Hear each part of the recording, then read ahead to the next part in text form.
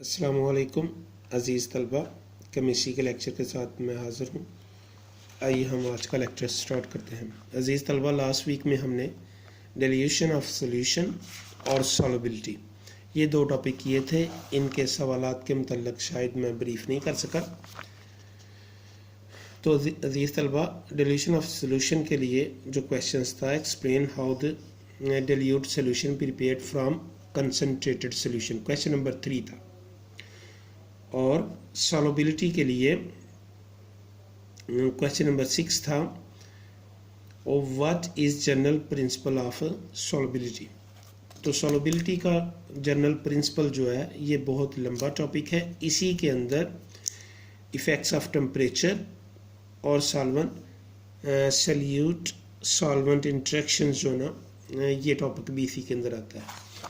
तो इसमें like dissolve like वाला टॉपिक हमने कर लिया था।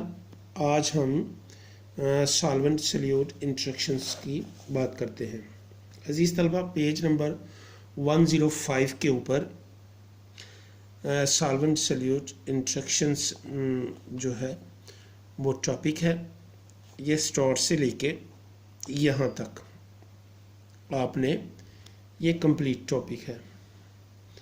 इसकी रीडिंग की बजाय मैं आपको इसके मतलब थोड़ा सा कंसेप्ट क्लियर करता हूँ कि चीज़ क्या है।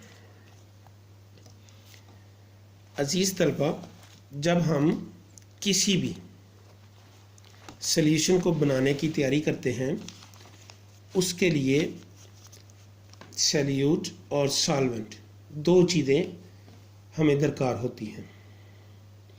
सॉल्यूट सॉल्वेंट इंटरेक्शंस में जो सबसे पहली चीज़ है वो ये बताती है कि जो सॉल्यूट के पार्टिकल्स हैं उनमें ये अहलियत होनी चाहिए कि वो एक दूसरे से अलग हो सके, और सॉल्वेंट में ये अहलियत होनी चाहिए कि वो सॉल्यूट पार्टिकल्स को जगह मुहैया करे।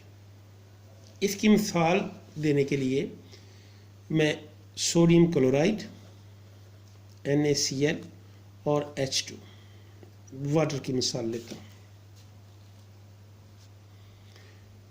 जो वाटर का मॉलिक्यूल है, आप जानते हैं पार्शियल नेगेटिव, ये पार्शियल पॉजिटिव और ये भी पार्शियल पॉजिटिव होता है। इसी तरीके से NaCl, Na पॉजिटिव और Cl नेगेटिव। जैसे ही हम इसको पानी में हल करते हैं तो नमक पानी में हल होना शुरू हो जाता है।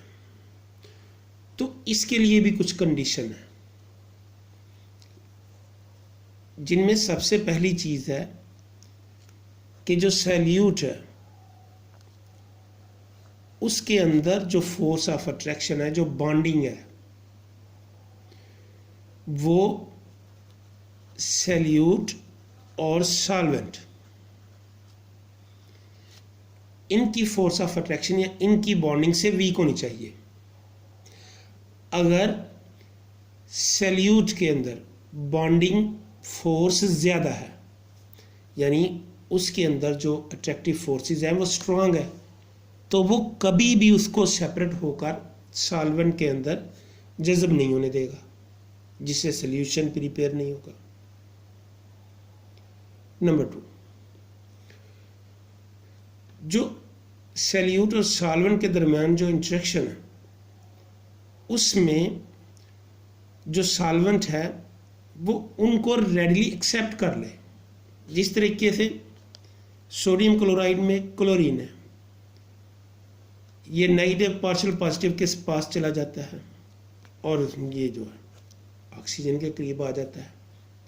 इनके दरमियान फोर्स बन जाती है, जिसकी वजह से सोडियम क्लोराइड का जो सॉल्यूशन है वो इजीली बन जाता है। इस टॉपिक में जो मेन पॉइंट्स हैं